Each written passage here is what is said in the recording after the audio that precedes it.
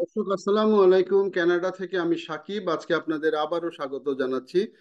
আজকে একটু কথা বলবো কানাডার এলএমআইএ অ্যাপ্রুভ জব এগুলো নিয়ে প্রচুর প্রতারণা হচ্ছে, যেগুলি আমরা আমাদের ভিডিওতে উল্লেখ করেছি এবং বিভিন্ন সময়ে অনেকেই প্রতারণার শিকার হন। তো এ নিয়ে কানাডিয়ান গভর্নমেন্ট কিন্তু এখন বেশ নড়ে চড়ে বসেছে। এবং আজকে আমি এই ভিডিওটি যখন ধারণ করছি ঠিক তার 2 দিন আগে, অর্থাৎ আমি ভিডিওটি ধারণ করছি মে মাসের 8 তারিখে। এর ঠিক 2 দিন আগে কানাডার সংসদীয় কমিটি কিন্তু দুইজন মিনিস্টারকে তারা তলব করেছে। দুইজন মিনিস্টারকে তলব করেছে, যে সেটা হচ্ছে যে দুইজন মিনিস্টারকে তলব করেছে যে কানাডার যে ইমিগ্রেশন সংক্রান্ত যে ব্যবসা বাণিজ্য হয়, যেগুলি সরকারের অগোচরে থেকে যায় সে বিষয়ে জানার জন্য ক্যানাডিয়ান সংসদীয় হাউস অফ কমন্সের সংসদীয় কমিটি কিন্তু দুইজন মন্ত্রীকে তলব করেছে। তো আপনারা একটু স্ক্রিনে দেখতে পাচ্ছেন যে minister call to committee over legal job scale scam in illegal job scale scam in immigration, অর্থাৎ ইমিগ্রেশনের যে ইলিগাল যে বিষয় আশয়গুলো হয় সেগুলো জানতে সংসদীয় কমিটি মিনিস্টারকে তলব করেছে। এবং এটা হচ্ছে গ্লোবাল মেইলের নিউজ। গ্লোবাল মেইলের নিউজ হচ্ছে যে মে মাসের 6 তারিখে। তো এই নিউজটি একটু দয়া করে পড়ে নিবেন যারা কানাডা সম্বন্ধে আগ্রহী বা এই জবের বিষয় আশয়গুলো নিয়ে আগ্রহী। এবং দুইজন মিনিস্টারকে তলব করেছে। দুইজন মিনিস্টারের মধ্যে একজন হচ্ছেন যে মার্ক মিলারকে তলব করেছেন। মার্ক মিলার এবং অন্যজন হচ্ছেন একজন হচ্ছেন মার্ক মিলারকে তলব করেছেন। মার্ক মিলার হচ্ছেন গিয়ে কানাডার রিফিউজি অ্যান্ড ইমিগ্রেশন মিনিস্টার। এবং অন্যদিকে আরেকজন যাকে তলব করেছেন তিনি হচ্ছেন র্যান্ডি। তিনিও হচ্ছেন ওয়ার্কফোর্স মিনিস্টার। অর্থাৎ এই দুইজন মিনিস্টারকে ক্যানাডিয়ান যে সংসদীয় কমিটি রয়েছে সেই সংসদীয় কমিটি তলব করেছে। আর এর পাশাপাশি একটু বলি যে সেটা হচ্ছে যে ইমিগ্রেশন নিয়ে যে এই ফ্রডগুলি বিভিন্ন সময় হচ্ছে। যেমন ক্যানাডিয়ান গভর্নমেন্ট কিন্তু যখনই ধরতে পারার পরপর কিন্তু তারা তাদেরকে বিশাল অঙ্কের জরিমানা করছে। এখন আপনারা দেখতে পাচ্ছেন যে এই স্ক্রিনে এটা হচ্ছে গ্লোবাল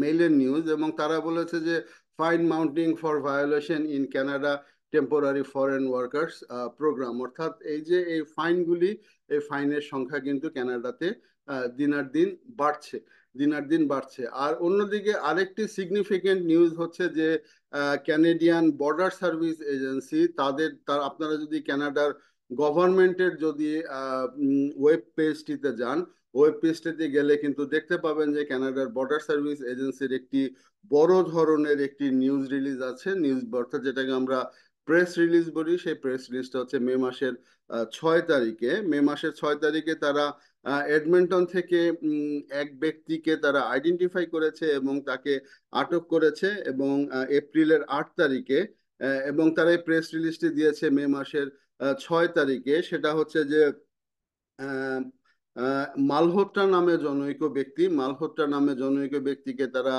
1,48,000 ডলার সে বিভিন্নভাবে স্ক্যাম করে কিন্তু মানুষের কাছ থেকে বিভিন্ন সময় নিয়েছে এবং তাকে অ্যারেস্ট করেছে। এবং তাকে এই ফাইনগুলি এই যে তিনি যে টাকাগুলি নিয়েছেন সেই টাকাগুলি ফেরত দেওয়ার কথা বলেছেন। তো যেটা হচ্ছে যে কানাডাতে মূলত এই এলএমআই অ্যাপ্রুভ জব বা এইগুলো নিয়ে প্রচুর ব্যবসা বাণিজ্য হয়। এবং লোকবলের সংকটে, পুলিশের যে নজরদারির সংকটে এই জিনিসগুলি কিন্তু তারা পার পেয়ে যাচ্ছে। তারা তারা পার পেয়ে যাচ্ছে। তবে ক্যানাডিয়ান গভর্নমেন্ট এই বিষয়গুলি এখন খুবই সিরিয়াসলি দেখছে। তো এবার আসেন একটু বলি যে এই ইমিগ্রেশন ফ্রড, আপনারা যারা ভিডিওগুলি দেখেন আমাদের তারা হয়তো জানেন যে কিভাবে বিশেষ করে মধ্যপ্রাচ্য বলেন বা পৃথিবীর বিভিন্ন দেশ থেকে এই ইমিগ্রেশন ফ্রডগুলি হয়। কিন্তু এই ফ্রডগুলি ওই জায়গাতেই সীমাবদ্ধ থাকে, এর সাথে ক্যানাডিয়ানরা কেউ জড়িত থাকে না। অর্থাৎ ওইখানেই 2-4 লাখ টাকা নিয়ে নেয় এবং হাতিয়ে নিয়ে ভুয়া জব অফার দেয়, ভুয়া পাসপোর্ট ইস্যু করে, ভুয়া ভিসা ইস্যু করে, ভুয়া এলএমআই ইস্যু করে ওই জায়গা থেকে কিন্তু টাকা নিয়ে নেয়। এবং আমি জানি আমার দর্শক যারা ভিডিওটি দেখছেন তারা অনেকেই প্রতারণার শিকার হয়েছেন, কিন্তু আমরা বারবার নিষেধ করা সত্ত্বেও খুব ইজি ভাবে 1,00,000 1,00,000 টাকা দিয়ে কানাডায় এসে যাওয়ার চেষ্টা করেন বা চিন্তা ভাবনা করেন। এই গেল একটি পার্ট, অর্থাৎ কানাডার বাইরে থেকে। কিন্তু কানাডার ভিতর থেকে যে প্রতারণা মূলত যাদেরকে অ্যারেস্ট করা হয়েছে তারা কানাডার ভিতরে প্রতারণার শিকার হয়েছিলেন। তো কানাডার ভিতরে কিভাবে প্রতারণার শিকার হন, সেটা হচ্ছে যে অনেকেই আসেন ভিজিট ভিসায় আসেন, ভিজিট ভিসায় এসে মনে করেন যে এলএমআই অ্যাপ্রুভ জব পাবেন, কিন্তু বিষয়টা আসলে সেরকম না। তো একটি প্রতারক চক্র কিন্তু কানাডায় গড়ে উঠেছে। তারা যেটা করে যে সেটা হচ্ছে যে তারা এমপ্লয়ারের সাথে যোগাযোগ করে, এমপ্লয়ারের সাথে যোগাযোগ করে কোনোভাবে গভর্নমেন্টে কনভিন্স করে তারা এলএমআই অ্যাপ্রুভ জব ইস্যু করে। ওই এলএমআই অ্যাপ্রুভ জব ইস্যু করার পরে দেখা যায় যে তার থেকে কখনো 30,000, 40,000, 20,000, 50, 60 এইভাবে যার কাছ থেকে যা নিতে পারে। নেওয়ার পরে এটা শুরুটা লিগ্যাল ভাবে হয় যে এলএমআই অ্যাপ্রুভ জব, কিন্তু এদের লোভ থাকে প্রচুর, এবং তাদেরকে একটি ক্লোজ ওয়ার্ক পারমিট দেওয়া হয়। তো সেই ক্লোজ ওয়ার্ক পারমিট দেওয়ার ফলে দেখা যায় যে সে অন্য কোথাও কাজ করতে পারবে না, যে জায়গাটাতে এলএমআই ইস্যু হয়েছে ঠিক সেই জায়গাটাতেই সে কাজ করতে পারবে। তো এইভাবে করতে করতে দেখা যায় যে তার কাছ থেকে হিউজ পরিমাণে টাকা নেয় এবং এই টাকাগুলির কোনো ডকুমেন্ট থাকে না, অর্থাৎ হ্যান্ড ক্যাশ নেওয়া হয়। এবং যে এই দালালিটা করে সে কিছু টাকা নেয়, এবং যে উম, চাকরি দেয় সে টাকা নেয়। তো এইভাবে কয়েকটা ভাগে টাকা নিয়ে দেখা যায় যে সে একটি ক্লোজ ওয়ার্ক পারমিট পেয়ে সে ওইখানে কাজ শুরু করে। কিন্তু বিপত্তিটা বাধে তখন যে সে যখন কাজ শুরু করে, কাজ শুরু করার পরে ক্যানাডিয়ান নিয়ম অনুযায়ী কেউ যদি 8 ঘন্টার বেশি কাজ করে তাকে ওভারটাইম দিতে হবে। কানাডা একটি মিনিমাম ওয়েজ আছে এবং ম্যাক্সিমাম জায়গায় সেটা 14, 15, $16 প্রভিন্সে সেই মিনিমাম ওয়েজগুলি দেওয়া হয় না। 8 ঘন্টার জায়গায় 12 ঘন্টা, 14 ঘন্টা, 16 ঘন্টাও তাকে খাটিয়ে নেওয়া হয়। কিন্তু যে কাজ করে তার ক্লোজ ওয়ার্ক পারমিটের কারণে সে অন্য কোথাও যেতে পারবে না, যে কারণে কিন্তু সে মুখ বুঝে সহ্য করে। এবং সেও চিন্তা করে যে আমি কানাডাতে আমি হয়তো আমার থাকতে হবে, থাকতে হলে পরে আমার সে যা বলে তাই শুনতে হবে। কিন্তু শেষ পর্যন্ত অনেকেই এই বিষয়গুলি মানেন না এবং গভর্নমেন্টের কাছে কমপ্লেন করে, এবং গভর্নমেন্টের কাছে কমপ্লেন করার ফলেই কিন্তু এই ধরনের নিউজগুলি আমরা দেখতে পাই। অর্থাৎ যে এই ক্যানেডিয়ান বর্ডার সার্ভিস এজেন্সি তারা বিষয়গুলি তখন দেখভাল করে, এবং গভর্নমেন্ট এদেরকে ফাইন করে, এবং মিনিস্টারদেরকেও কিন্তু শেষ পর্যন্ত ডাকে যে এই সমস্ত বিষয়গুলি জানার জন্য। এবং এটা এখন প্রচুর ভাবে হচ্ছে কানাডাতে।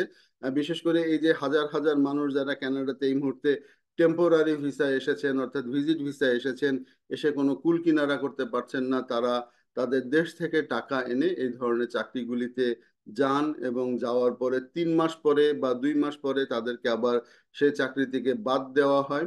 এবং ক্যানেডিয়ান কোনো আইনে কোনো এমপ্লয়ার একটা যে কোনো ভ্যালিড রিজন দিয়েই কিন্তু আপনাকে কাজ থেকে বের করে দিতে পারে। তো এই হচ্ছে অবস্থা। যে মনে রাখবেন যে এই ধরনের অবৈধ এলএমআই এ নিয়ে যারা আসেন, যারা কাজ করেন, তারা তো তাদের সবকিছুই হারান, এবং যে সমস্ত লোকজন আপনাদেরকে সাহায্য করছে তারাও কিন্তু গভর্নমেন্টের করা নজরদারির মধ্যে আসছে। আমি জানি যে কানাডার মধ্যেও অনেকে এই ধরনের প্রতারণার শিকার হয়েছেন। তো ভবিষ্যতে যারা আসবেন তারা দেখে শুনে বুঝে তারপরে আসবেন। বিষয়গুলি অতটা সহজ না। সহজ হয়তো আপনার কাছে সহজ করে বুঝায়, কিন্তু সহজ করে বুঝানোর পরে আপনার সেই সরলতা সুযোগ নিয়ে আপনার কাছ থেকে 20, 25, 30, $50,000 কিন্তু আদায় করে নেয়। নেয়ার পরে এক সময় কিন্তু আপনাকে অথই সাগরে ফেলে তারা কিন্তু চলে যায়। কারণ আপনি যদি কাউকে যদি টাকা যদি ওইভাবে প্রমাণ না করতে পারেন, না করতে পারলে কিন্তু আপনি কখনোই গভর্নমেন্টের কাছে জাস্টিফাই করতে পারবেন না যে আপনি তাকে টাকা দিয়েছেন বা এই ধরনের কিছু। অর্থাৎ দুই একটি কেস সামনে আসে, এর বেশি আসে না। অর্থাৎ ক্যানেডিয়ান বর্ডার সার্ভিস এজেন্সি হয়তো এই জিনিসটা তদন্ত করে পেয়েছে যে এই এই একজন মালহোত্রা নামে একজন ব্যক্তি জড়িত আছেন। তো এই ধরনের কিন্তু শত শত হাজার হাজার কেস কিন্তু মানুষের আহ নাগালের বাইরে চলে যায়, অর্থাৎ মানুষের জানা থাকে না। তো শেষ পর্যন্ত মানুষ এইভাবে সর্বশান্ত হয়ে এক সময় কানাডা থেকে ফিরে যেতে হয়। তো আবারও বলি, সাবধান থাকবেন এলএমআই অ্যাপ্রুভ জবের ব্যাপারে। এলএমআই অ্যাপ্রুভ জব হচ্ছে যে কানাডার মধ্যে থেকে যদি লোক পাওয়া না যায় সেই ক্ষেত্রে ওরা আপনাকে নিবে। এক্ষেত্রে পয়সা পাতির কোনো ব্যাপার নাই। এলএমআই ইস্যু করার যে ডলারটা প্রয়োজন হয় সেটাও কিন্তু এমপ্লয়ার অর্থাৎ যে আপনাকে নিয়োগ দিবে সেই কিন্তু দিবে, আপনার কাছ থেকে কোনো অফিসিয়ালি কোনো টাকা নেওয়ার কথা না। তো যারা শর্টকাটে কানাডায় এইভাবে আসতে চান তারা সাবধান। কানাডা আসার অনেক পথ রয়েছে। স্টুডেন্ট হিসাবে আসেন, এখানে পড়াশোনা করার পরে মাস্টার্স করার পরে একটি সার্টিফিকেট নিয়ে ফুল টাইম জব করেন, হবে প্রভিন্সিয়াল নমিনি প্রোগ্রামগুলি আছে, এক্সপ্রেস এন্ট্রি আছে, এই ধরনের বিষয় আশয়গুলোর দিকেই নজর দেন। তো এই আর যদি এই এলএমআই অ্যাপ্রুভ যদি ভুয়া জব পান, কেউ যদি আপনাকে ফোন করে বলে যে তোমার জন্য তো আমি জব রেডি করেছি, তুমি আমাকে এই কটা টাকা দাও, তুমি গিয়ে টাকা দিবে, কাজ করে টাকা দিবে, এগুলো কানাডাতে কখনো হয় না। এগুলো কানাডাতে কখনোই হয় না। কানাডাতে চাকরি দেওয়ার কথা বলে কারো কাছ থেকে টাকা নেওয়াটা কানাডাতে অপরাধ, মারাত্মক অপরাধ। সো এই ধরনের অপরাধ থেকে বিরত থাকবেন। আর ছোট্ট একটু টাচ দেই, যারা বাংলাদেশ বা বাংলাদেশের বাইরে থেকে এলএমআই অ্যাপ্রুভ জব নিয়ে আসেন, মনে রাখবেন যে কানাডাতে এসে কাজ করাটা কিন্তু বড় কথা না। এর চেয়ে বড় কথা হচ্ছে যে আপনাকে পিআর এর জন্য এলিজেবল হতে হবে। পিআর এর জন্য এলিজেবল হতে হলে আপনার প্রভিন্সিয়াল নমিনি প্রোগ্রামের থ্রু দিয়ে বা এক্সপ্রেস এন্ট্রি থ্রু দিয়ে যেতে হবে। এবং সেই সমস্ত জায়গাগুলিতে এখন 9 লক্ষ 10 লক্ষ স্টুডেন্ট গত বছর বা এই বছর মিলিয়ে আরো বেশি এসেছে। গত বছরই এসেছে 9 লক্ষ স্টুডেন্ট, তারাই কিন্তু এখানে পড়াশোনা করেছে, পার্ট টাইম জবের অভিজ্ঞতা আছে, তাদের সার্টিফিকেট আছে, তারপরেও কিন্তু তারা কানাডায় পিআর এর জন্য এলিজেবল হচ্ছে না। আর আপনি ওইভাবে কম পড়াশোনা করা লোক কোনোভাবে কানাডায় ভিজিট ভিসায় এসে একটি এলএমআই অ্যাপ্রুভ জব ম্যানেজ করলেন, কিন্তু পরবর্তী সময়ে আপনাকে এই যখন পিআর এর জন্য এলিজেবল হবেন তখন যে পথটা দিয়ে পাড়ি দিতে হবে সে পথটা আপনার জানা আছে কিনা আমি জানি না। সেই পথগুলি জানবেন, যে ওয়ার্ক ভিসা থেকে পিআরটা কিভাবে হয়, সেই পিআর এর আইএলটিএস কত লাগে, সেই পিআর পেতে হলে শিক্ষাগত যোগ্যতা কেমন কত লাগে, স্কোরিং সিস্টেমটা কেমন, প্রত্যেকটা বিষয় দেখে জেনে বুঝে তারপরে কানাডার ব্যাপারে সিদ্ধান্ত নেবেন।